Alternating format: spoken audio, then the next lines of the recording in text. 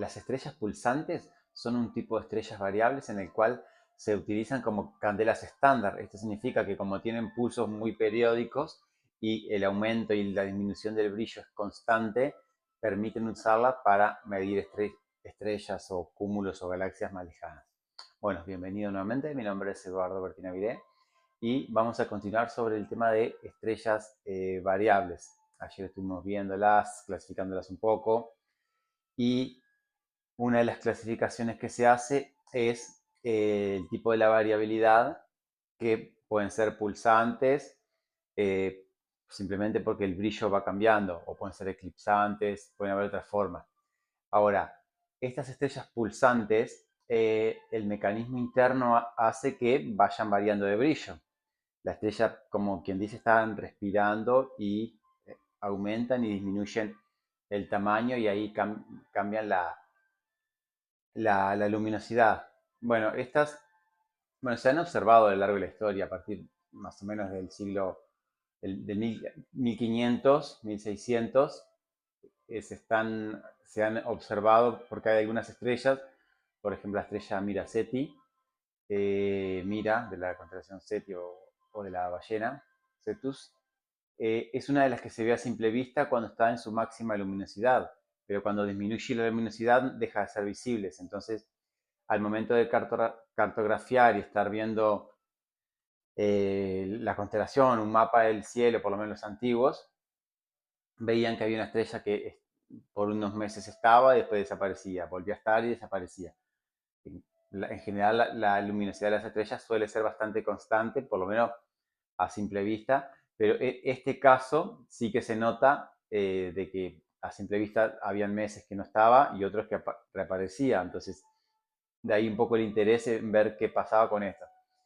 Bueno, y al momento de de construir los telescopios y empezar a hacer fotografías, ya en el 1800, 1900, ahí sí que se empiezan a analizar las placas fotográficas de forma más minuciosa.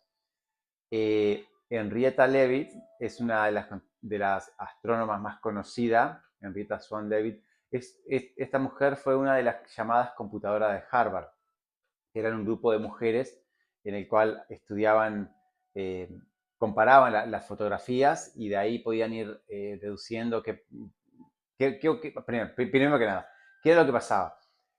Empezaron a sacar fotografía con telescopios, placas fotográficas, entonces había muchísimo material disponible, muchas fotografías y no habían astrónomos suficientes para trabajar esto. Entonces en Harvard lo que hicieron fue contratar un grupo de mujeres. eh, bueno, se dice que también las mujeres eran como más mejor el tema de la vista para poder, y minuciosas para poder trabajar eso y poder de alguna manera deducir las variabilidades que había en las estrellas. Entonces, eh, algunas se destacaron, como es Henrietta Swan Leavitt, eh, Wilhelmina Fleming y Annie Jump Cannon, fueron una de las tres que más se destacaron. Henrietta Leavitt lo que descubrió fue estrellas variables, lo que se llaman cefeidas. Ella se dedicó a trabajar en la nube de Magallanes y a comparar las estrellas cefeidas.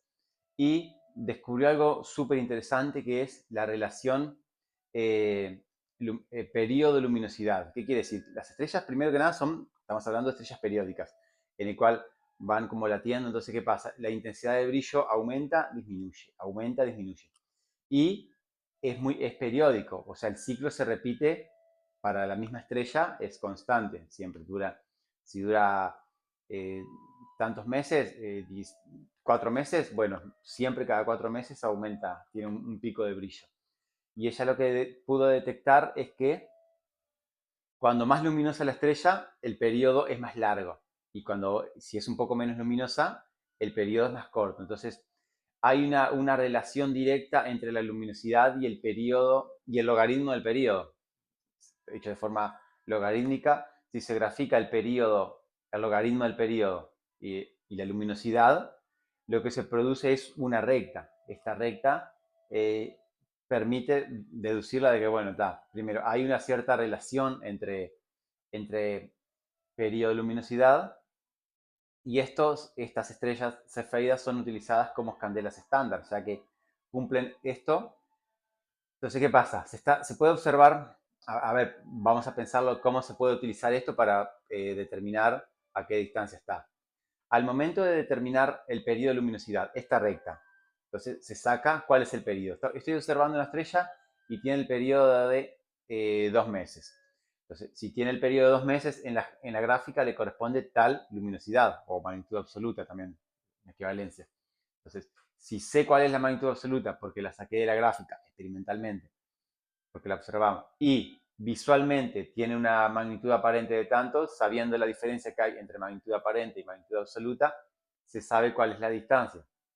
Recordemos de que eh, se puede calcular el tema de la magnitud absoluta, magnitud aparente, más 5, menos 5 por el logaritmo de la distancia, y sacando de aquí se puede despejar lo que sería la distancia sabiendo las dos magnitudes. Entonces, esta es una forma de detectar, poder determinar a qué distancia está una estrella a partir de observar qué tipo de cefeida es, o sea, cuál es el periodo de la cefeida, se sabe la magnitud absoluta, la aparente se observa y se saca la distancia. Esto fue muy importante a principios del siglo porque para poder determinar el tamaño de la Vía Láctea, a qué distancia están las nubes mayor y menor de Magallanes, que son, recordemos, dos galaxias irregulares que son satélites de la Vía Láctea. Pero si se está observando en algún cúmulo, un cúmulo de estrellas, cúmulo globular que esté también orbitando en torno a la Vía Láctea, que recordemos la Vía Láctea como un disco, y los cúmulos globulares pueden orbitar no en el mismo disco, sino que en direcciones, distintos ángulos, pero no pertenecen al mismo disco. Entonces, al estar más por fuera por el halo, estas estrellas permiten saber a qué distancia está ese cúmulo, porque bueno, observando una estrella, si está muy lejos el cúmulo, es más o menos equivalente a la distancia del cúmulo. Y también, ya sabiendo esto y con más telescopios más desarrollados, con más potencia, se puede detectar en otras galaxias también, la galaxia Andrómeda, que es la más cercana que tenemos, galaxia grande, que incluso se ve a simple vista, muy tenue, pero se ve a simple vista, no tan clara como las nubes mayor y menor de Magallanes, pero recordemos que está mucho más lejos. Las nubes de Magallanes son satélites de la Vía Láctea y Andrómeda es tan grande o más que la Vía Láctea, pero está muchísimo más lejos. Entonces, esto fue súper importante. Después hay otro tipo de variables similares que se llaman RR que estas tienen un periodo más corto, o sea, no tantos meses como las cefeidas, pero también son muy cíclicas, muy concreto el ciclo, y siempre cuando tenés algo que es súper regular en cuanto a la variación, siempre permite ser, o permite ser trabajada como una candela estándar, de la misma forma que las supernovas de tipo 1A, que recordemos, estas son cuando tenemos un sistema binario, ya lo hablé hace un par de días, y cuando tenemos una enana blanca y una gigante roja. Y cuando la gigante roja se infla demasiado y la superficie ya queda por fuera del límite de Roche de esa estrella, o sea, el límite de Roche es cuando la domina la gravedad propia, y si se va por fuera la pasa a dominar la gravedad de la estrella compañera, entonces le roba materia y empieza a absorber la materia, forma un disco de acreción y se vuelve inestable. Y bueno, si hace pequeñas explosiones en la superficie, como que fusiona parte del gas, es una nova, que simplemente aumenta mucho la luminosidad, pero no es tan periódica como una cefeida. Y si termina explotando completamente, eso es una supernova de tipo 1A. Y estas también, como todas explotan cuando superan el límite de Chandrasekhar, que es 1,4 masas solares, la luminosidad que tiene esa explosión es siempre igual. Entonces es otro ejemplo de candelas estándar. La única diferencia es que las cefeidas están siempre cambiando, aumentando y disminuyendo el brillo. En cambio, las supernovas tipo 1A explotan una sola vez y ya está, ya se desintegró la estrella.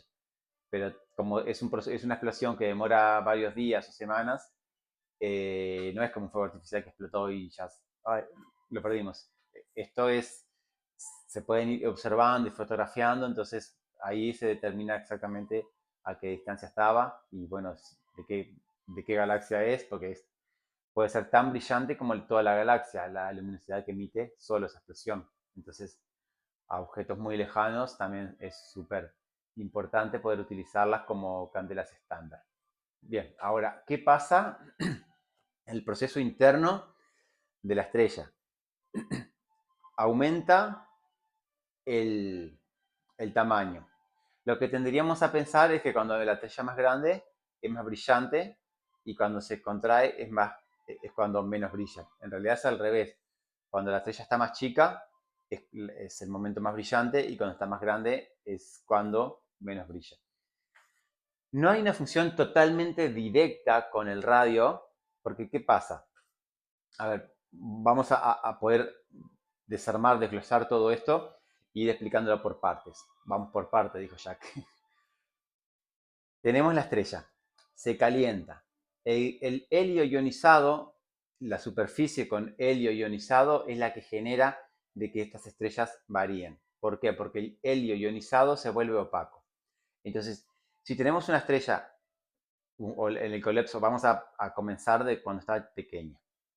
La estrella está pequeña y el helio está ionizado. Entonces se vuelve opaco y la energía que está produciendo en el centro no puede salir a la superficie. Porque como que es como una especie de bloqueo. Entonces, ¿qué pasa? Toda la energía empieza a comprimirse ahí adentro, no puede salir, empieza a rebotar y a ser absorbida, reabsorbida.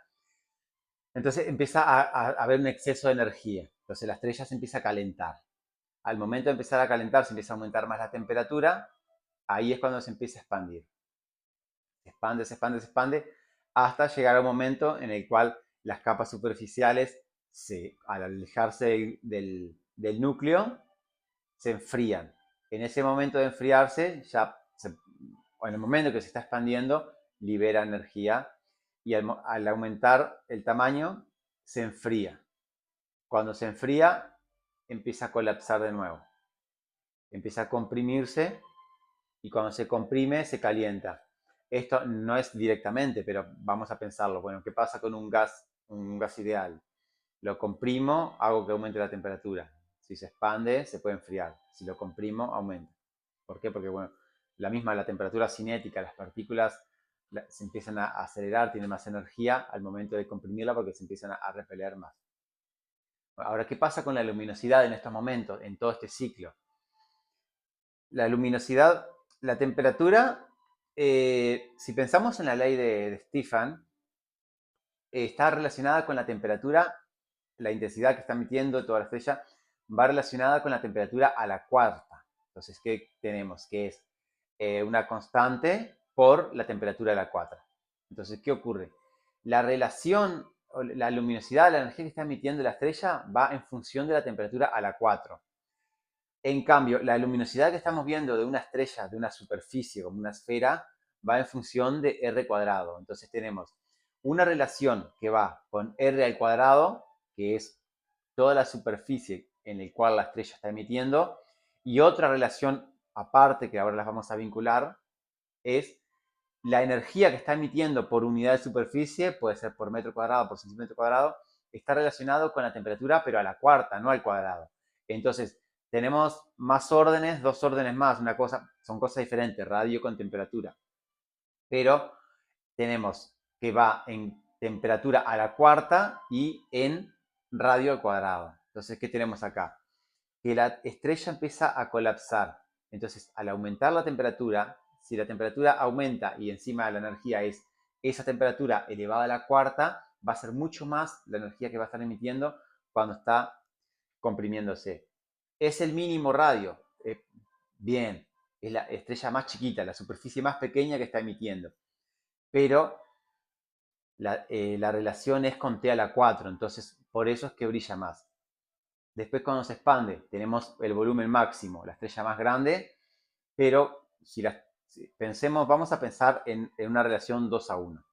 Tenemos una estrella en la cual duplica el tamaño. ¿Qué superficie vamos a tener? Si es el doble, 4 veces más, porque 2 al cuadrado, si duplicamos el radio, 2 al cuadrado, 4. Entonces, la superficie de emisión aumenta 4 veces. Ahora, ¿qué pasa si la temperatura cambia el doble? Tenemos 2 a la 4, 2 por 2, 4, por 2, 8, por 2, 16. Entonces quiere decir que está aumentando, cuando yo reduzco el radio a la mitad, estoy diciendo, bueno, pierdo 4 veces la superficie, pero aumento 16 veces la cantidad de energía por unidad de superficie. Entonces, como es de mayor orden, la temperatura, porque es un elevado a la 4, la relación que me está dando esto es que cuando la estrella va a ser más chica, va a aumentar, va a emitir más energía y va a ser más luminosa que cuando está grande. Aunque pensemos por ahí intuitivamente, podemos imaginarnos, bueno, cuando la estrella se infla y es más grande, ilumina más, pero en realidad es todo lo contrario. Ahora, no es exactamente cuando el mínimo tamaño no es la máxima luminosidad y el máximo tamaño no es la mínima luminosidad. ¿Por qué? Porque también es un complemento, hay que poner en la balanza las dos cosas. ¿Por qué? Porque la estrella viene colapsando, entonces viene aumentando la temperatura. Entonces la máxima temperatura no es justo en el momento en el cual la estrella llega a su mínimo tamaño. ¿Por qué? Porque hay otras variables ahí mezcladas. ¿Cuáles son? El comportamiento del gas. ¿Qué está pasando con el gas? ¿El gas está ionizado o no está ionizado? Dependiendo qué porcentaje de gas ionizado tenemos, es qué tan opaca puede ser en cierto momento. Entonces, que un momento antes de llegar a su mínimo tamaño, ahí es cuando tenemos la máxima luminosidad. ¿Por qué? Porque, bueno, todavía no es el mínimo tamaño, tenemos un tamaño un poquito más grande, tenemos un poco más de superficie emisora y estamos prácticamente en la máxima luminosidad. Entonces, ese es el momento en el cual tiene la máxima luminosidad.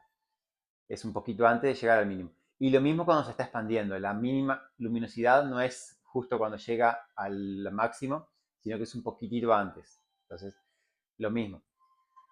Lo mismo, pero al revés, en realidad. Tendríamos el tamaño más grande. Bueno, este es un tamaño un poquito más chico, un ratito antes de que llegue a su máximo tamaño, pero ya el gas se enfrió suficiente como para tener la mínima temperatura. Entonces, eh, no va directamente, pero podemos pensarlo casi como que es más complejo, sí, porque tiene muchas variables, eh, qué metalicidad tiene, eh, son varias variables en realidad que es un poquito más complejo que simplemente decir cuando tiene el mismo tamaño es la máxima luminosidad y cuando tiene el máximo tamaño es la mínima luminosidad.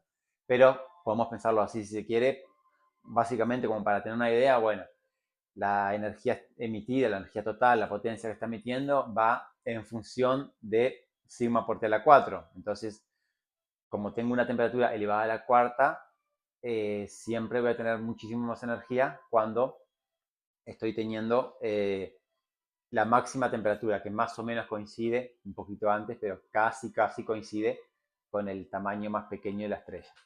Bueno, y estas características entonces hace que la estrella de alguna manera, bueno, sirva como candela estándar y tienen diferentes mecanismos. Ya estuvimos hablando hace un par de días de cómo, o ayer, de cómo las estrellas cambian un poquito en cómo la estructura interna, uno de los últimos videos fue eso, de cómo tiene zona de radiación o zona de convección en la estructura interna de la estrella, y eso depende de la temperatura. ¿Por qué? Porque hay estrellas en el cual, como el Sol, alrededor del núcleo tiene zona de radiación, que emite la energía, la transporta mediante radiación, y por fuera zona de convección. La de convección es, bueno, porque hay un gradiente térmico importante y es más efectivo por la opacidad que tenga el gas, por la temperatura que tenga, qué tan grande sea el gradiente térmico entre los dos extremos, favorece más la conducción, la conducción no, la convección que la radiación. Entonces, esas diferencias hace que, bueno, a medida que tengo una estrella un poco más grande, se vuelven al revés. Tengo convección alrededor del núcleo y tengo radiación por fuera. Entonces, esas cosas, esos mecanismos de cómo transportan la energía varían en función de qué componentes químicos tiene la estrella, de qué tamaño, de qué temperatura. Y aquí viene otra cosa diferente que es, bueno, la variabilidad. Si tengo una estrella que en la superficie tiene un gas, tiene helio y que encima se ioniza, ¿qué particularidad tiene esto? Bueno, se vuelve opaco. Entonces, de alguna manera, hace que la estrella fluctúe en cuanto a tamaño, luminosidad, y esos son las estrellas variables. Bueno, sin más, lo dejamos por aquí. Si no te has suscrito aún, si es la primera vez que me ves, eh, te invito a que te suscribas, de que actives la campanita, así te aviso, darle like al video, compartirlo, seguro hay alguien que conozcas que le interesen estos temas, compartir el video. Y muchas gracias por mirarme, nos vemos mañana, gracias, adiós.